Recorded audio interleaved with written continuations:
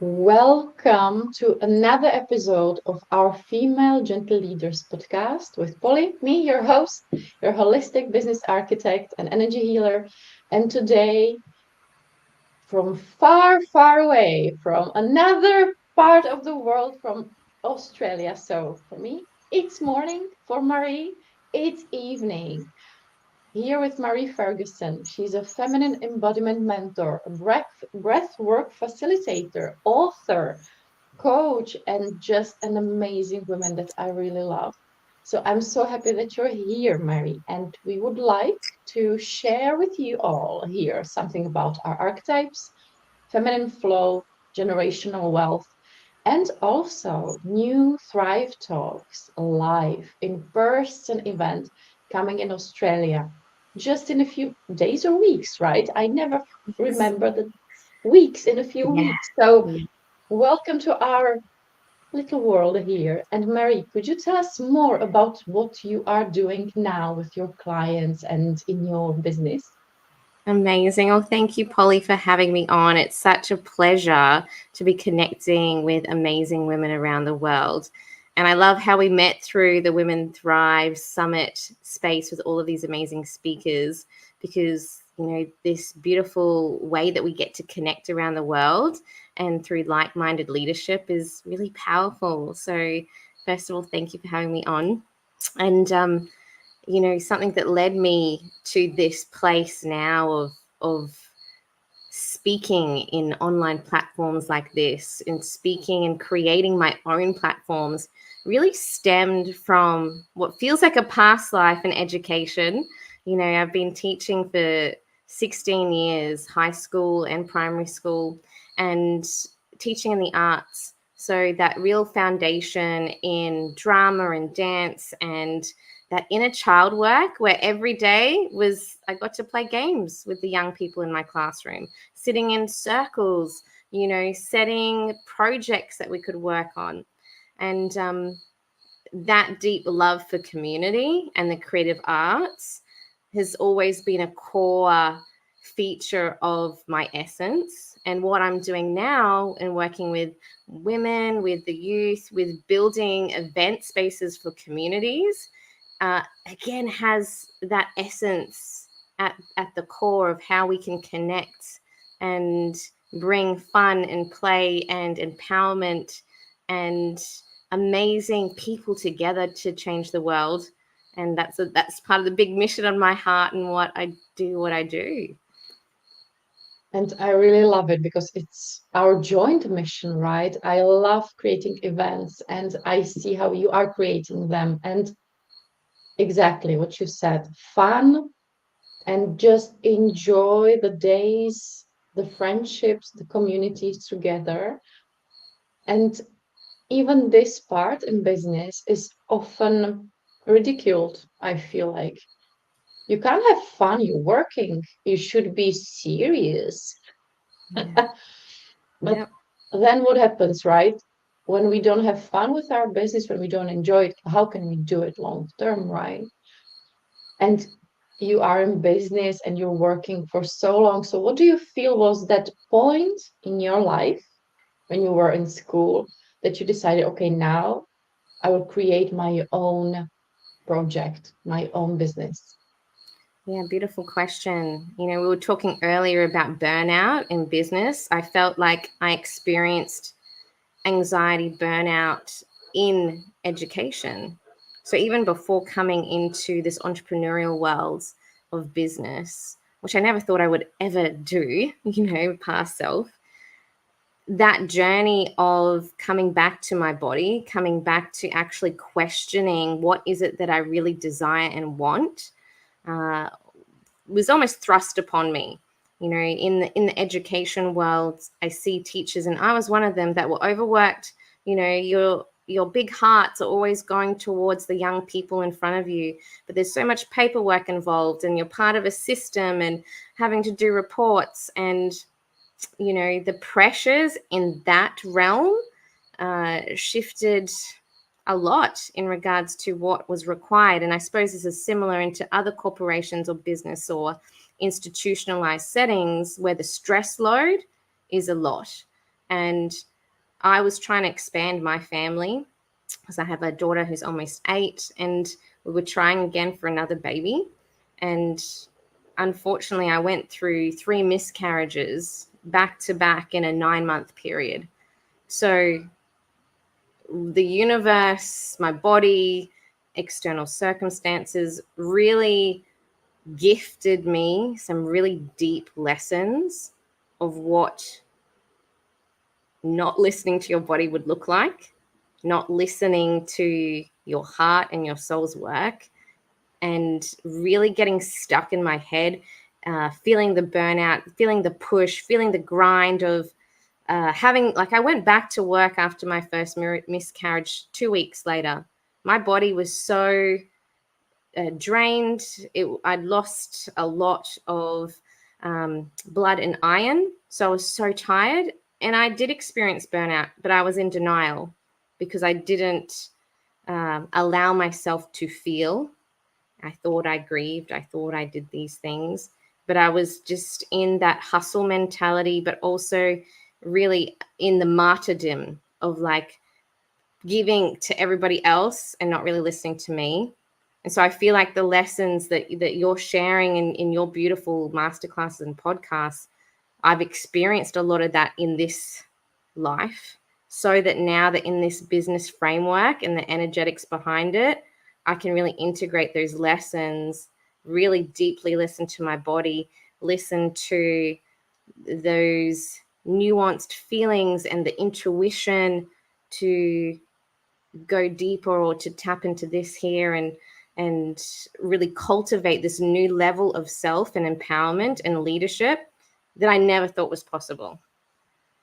So yeah, that's incredible. And only just listening to you, I get goosebumps because I can only imagine how hard it was.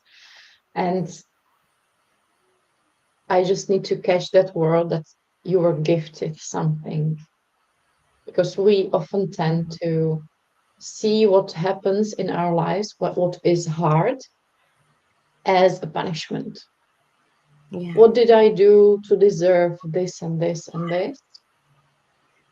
But if we can switch it and look at it as a gift and get from it what we are supposed to learn from it, experience, grow from it, it really changes a lot, I would say. For me, even taking something away from more than 20 years of anxieties, it wasn't easy, right? I felt the same, like, why? yeah, Why? But now I see I have a different perspective towards my life and business, and you have the same. So my question is, what helps you in the day to day? You're a mom, you're a business owner, you experience so much. What helps you now to really tap into regularly, right? It's not mm, only once in a while tap in, body, dear body, what you need, right? yeah.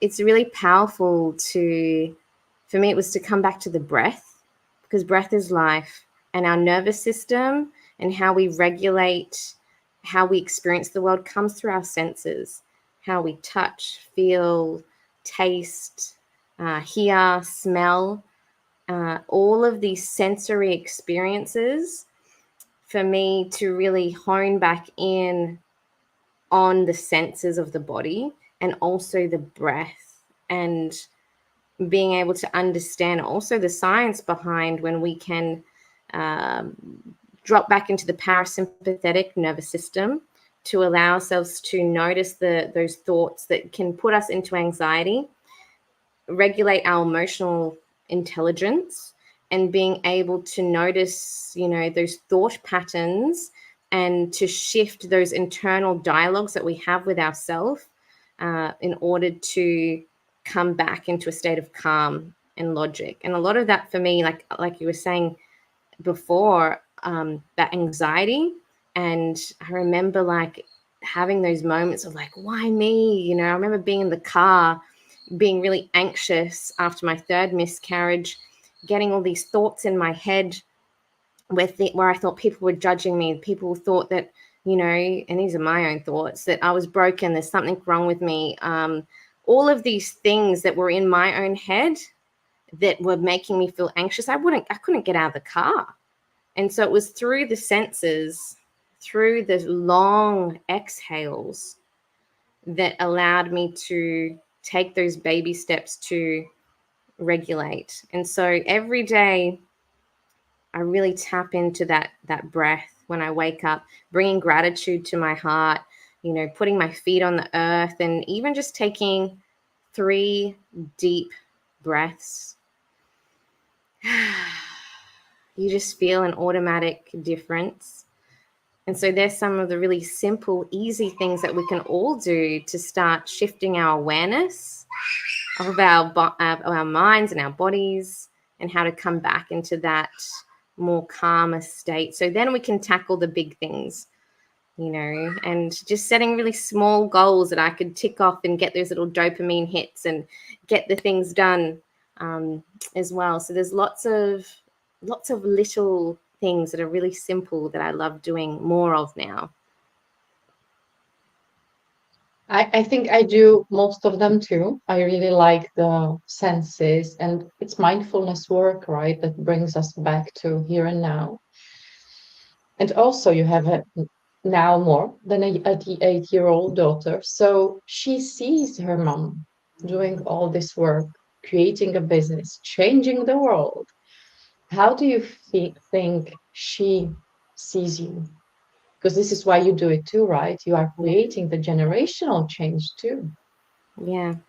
It's beautiful to hear in conversations when we talk about things, and seeing also how she regulates herself now with her friends, and hearing the conversations she has. And one beautiful conversation we had when she was like 5, when I was deep in the work, really learning how to love myself again, because if I couldn't love myself, how could I expect anyone else to do that if I couldn't do it for myself? And I wanted my daughter to know that her worthiness isn't reliant on anybody else.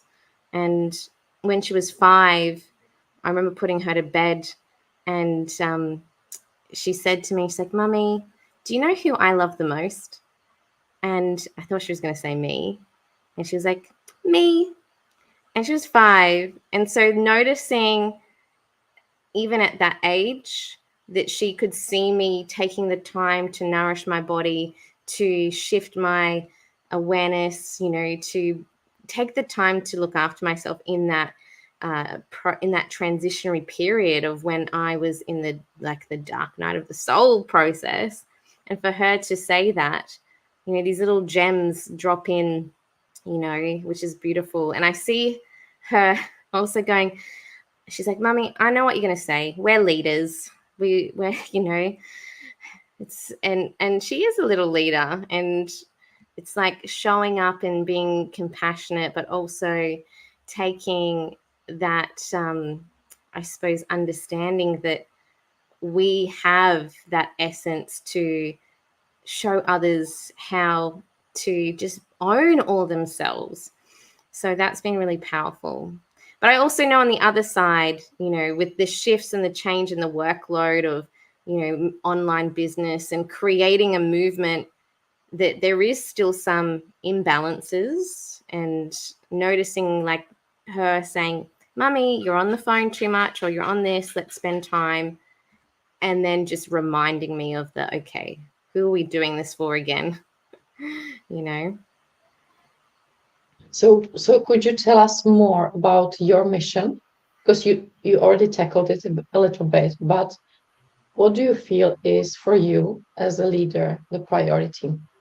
It's beautiful. And there's a warmth in my heart, and this ability to change a whole paradigm of how we think and learn and be. And that's a big, big goal. And this dream takes many.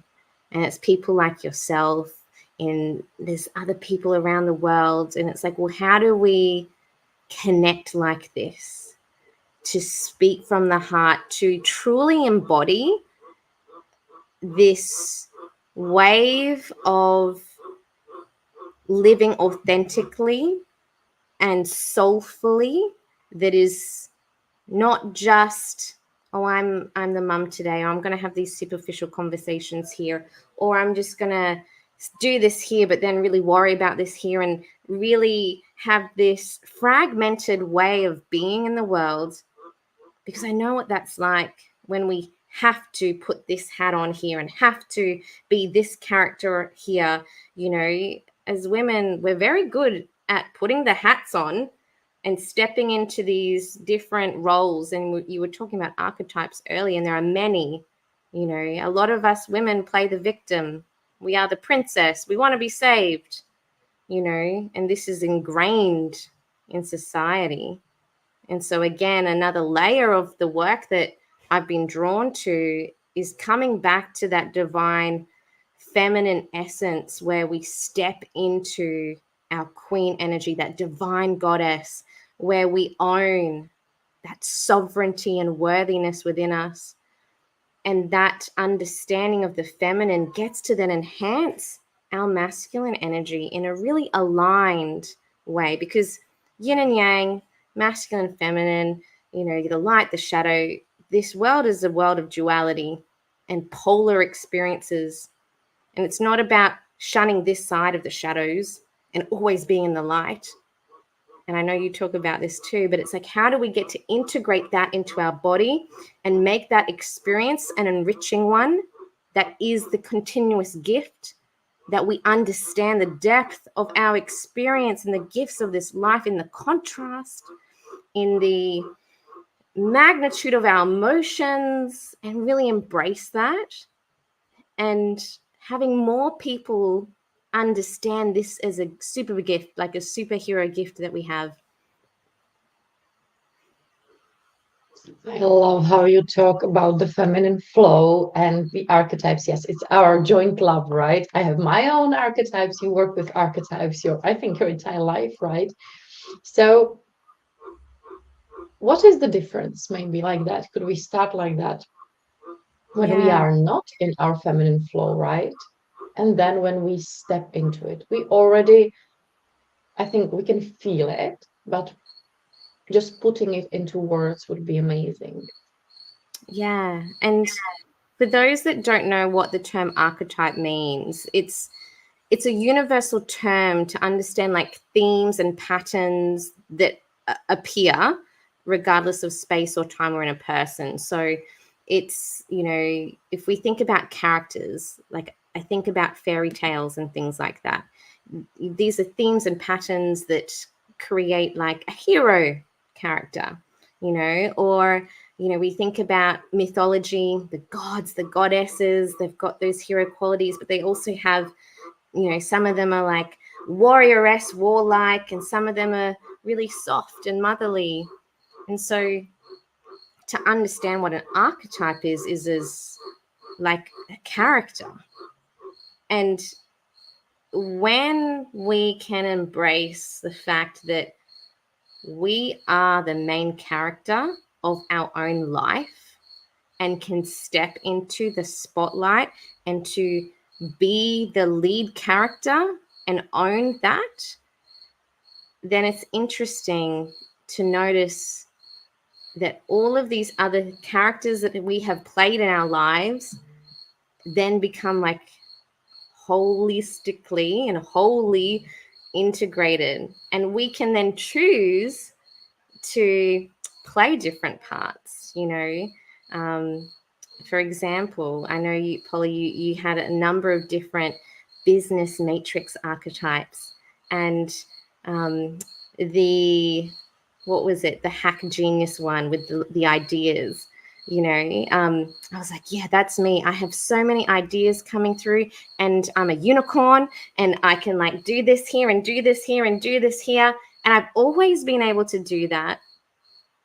And part of me also shunned it in the past because, like you were talking about in your shadows in your last masterclass, that we can belittle ourselves because people think we're doing too much and we're stretching our energy.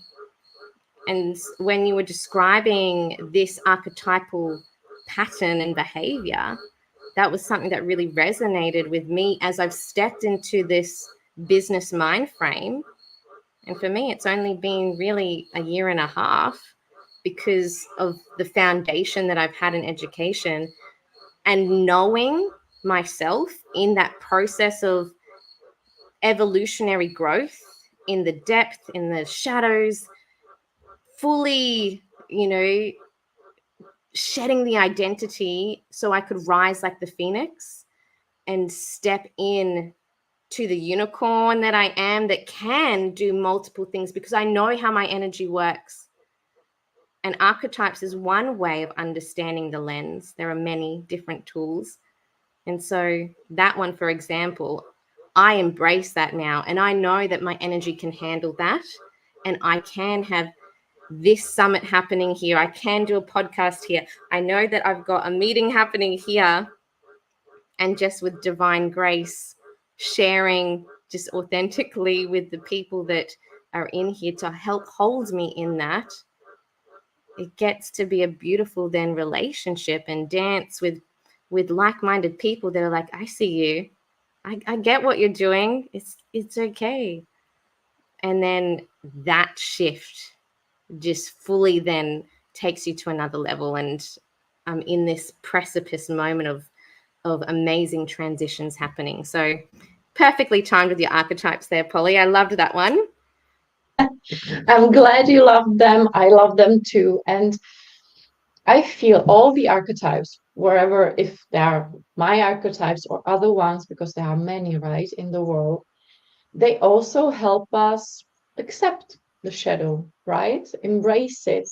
And for me, this was the most important part of my archetypes, that we can see the deep desires of our soul that we might have just pushed down, like it's not okay, as you said, it's not okay to jump from one project to another, or it's not okay to want to be covered in gold or whatever. But when we embrace it, it doesn't mean we need to be like that all the time, right? It just means that we will relax in it and we let it come to us as it's supposed to be for us. And as you said, exactly, I'm on the precipice with you. So, year and a half in my global business, now in different summits, on your summit too. And if Australia wouldn't be like really, really far away, I would love to join the Thrive Talks too. So, can you tell us more about the adventures that are now in front of you? I love that you described it as an adventure, because I hadn't actually thought of it that way, but it has been. So, It's an adventure. You're like, oh my God, how is it called? Jones something. Indiana Jones. Yes, I got Indiana you. Jones, yes. Um, yeah. Now that you framed it that way and that you see it that way, because I didn't resonate with the adventurer archetype until then, and it's like, yeah, actually, it has been a beautiful adventure unfolding from us speaking in these showcases with Women Thrive, preparing for the summit that we're both a part of, and something inside me was like, okay, forge ahead. I'm good at creating things myself. What can I just be courageous and ask? And our beautiful founder Raymonda, who again, she has that adventure in her, she has that entrepreneurial leader, and this is what she did years ago to create this. And I was like, I'm just going to ask her. I'm just going to be brave and go, hey, what if we did the Thrive Talks that you did at Valencia here in Australia? And it was just perfectly aligned, because she was also dreaming and envisaging expansion. And so when we connect in like-minded spaces intuitively as well, and I know this collective work, that we tap into that. And in divine timing, finding those moments to be brave and adventurous and risk-taking, the gifts and the rewards from that are just, you don't know until they come up like a beautiful surprise. So where we are at now with Thrive Talks, which is happening on Saturday, the 2nd of March here in Australia, in beautiful Greater Springfield area, which is the area that I live in. And part of that adventure was like, I'm just going to go to these venues, call them up, and just ask them, let's have a look, let's have a chat, and have these conversations. And then we booked our venue from there, and just chatting from, well, what else could come from that? Who else could we invite? Let's talk about sponsorships. Let's talk about bringing people together, and it's just unfolded in this beautiful way that people's dreams, women's dreams of connection get to unfold when we collaborate together, and that's what I found when I lean into people as our most precious resources, our hearts and our minds. The wealth comes in many forms. And for me, my experience has been a wealth of connection, a wealth of beautiful people that I can then tap into and connect with and co-create with. And that's the most magical thing that I suppose I forgot about. Because when we come together, like the money, that just gets to be a byproduct then, because it's the relationships that matter. And I think that I always say that for me, money is like a cherry on top. It comes when I follow my passion, when I don't think about where the money is coming from, when I'm just creating what I'm supposed to create. I think it like that, right? So you were supposed to create the Thrive Talks in Australia, right? Everything is clicking into place and you can see it unfolding in front of you. And I think that this is the aligned growth that we can have. It's not the hustle growth, right? The finding where the money is, what exact program we should run or service to open, but really just do what makes us shine, because you are shining when you're talking about it. You are just shining here. And this is what creates the big impact, the big growth, the whatever miracles are there for you and just waiting for you to be courageous and do these, yes, adventures. It feels like a big adventure. And I was at Valencia. So for me, Valencia was a really big adventure. So I totally understand that. And it felt the same. It felt like, okay, there is this opportunity. I'm scared. I'm crazy scared, but I know I'm supposed to be there. So how can I make it happen? Yeah, I love that. And again, that ripple effect, right? Again, it started with a dream and, beautiful Ray wanting to bring women together.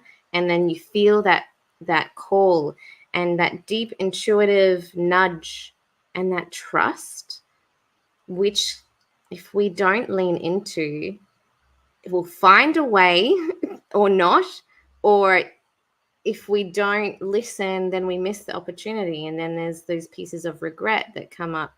And so I've noticed in like the deep listening to intuition and that magic within us, a lot of that came online when I embraced that feminine essence, when I learned to stop and rest in that time frame where I was recalibrating, figuring out who I was, what I wanted to do, and really sitting in that deep rest to reset, to allow my body to heal and to shift and to alchemize and to grow so that I could listen more deeply to that intuition, into the heart, into soul. And those threads that you were talking about, like I need to be there, I need to do this thing. That's how I've led to my sacred yeses to things. And there are still times like I've lent into these sacred yeses and I know the abundance is coming, but it's that deep trust of going, okay, this is a big investment here that I've never done before. And that stretch to say yes and to invest and to keep trusting, that's powerful and freaking scary. And, it will stretch you to the edges, and then magic happens. So I think that's important. I know you love talking about it too. Yeah. And I'm so glad we could, and we are opening it up so deeply, because it's not everything rainbow and unicorns, but it's scary. The growth is scary, but still in a good way. We are scared, but deep down, when we are tapped into our soul or heart, we feel happy. It's again the duality of it, right? It's the fun duality. That feeling inside of me that is happy, even if I'm scared completely, is the thing that makes me calm down and helps me to go and do the steps. And yeah, that's just incredible. Marie, thank you for being here. And my last question, is there something you feel you need to say? Is there something that our listeners should hear at the end of this episode? I feel like all these beautiful threads of what we've intuitively spoken about, when we say yes, when we lean into our worth, when we think about our children, if you are mums and parents, that when they witness us in this, the legacy that we are living now, that one day when we're gone, our children see us embody these changes in the now, the eternal now. And as they're growing, it gets to be easier for them. And they get to see role models and embodied men and women that hold this frequency that's going to take them into the new earth, take them into, worlds and paradigms that we now, as the thought leaders, the paradigm shifters, the people that are setting the framework for our children and our children's children, and that the generational legacy that happens in our choices now. And I think, lean in, women, lean into your voice, lean into your body, lean into that trust when you feel that connectedness with leaders and mentors and people that will quantum leap you. So then it gets to be easier for our children. I mean, they're still going to have their own challenges and things, but our generation, like, wow, how resilient, how powerful, how magnificent we are. I'm just honoring all of those that are listening right now, because you are magnificent. So thank you, Poli, as well, for your leadership and your greatness. Thank you, Marie, for being here with me. And yes, I'm glad we can do this and we can change at least how they can see the world, how they can see their future, how they are seeing their mothers doing what they love, and just even opening our hearts to our missions, to our families, to the legacy we are here to build. Oh, thank you, Marie. It was amazing. And connect with Marie. You have all the links below. So just connect with her because she's amazing. And I'm excited to see you on your journey, and yeah, and to be together on our journeys too. So have an amazing day, you all. And if you're listening to our podcast, don't forget to follow so you can follow more of these amazing women and inspiration for your business growth. Have an amazing day. And Marie, you too. Good night for you. Bye.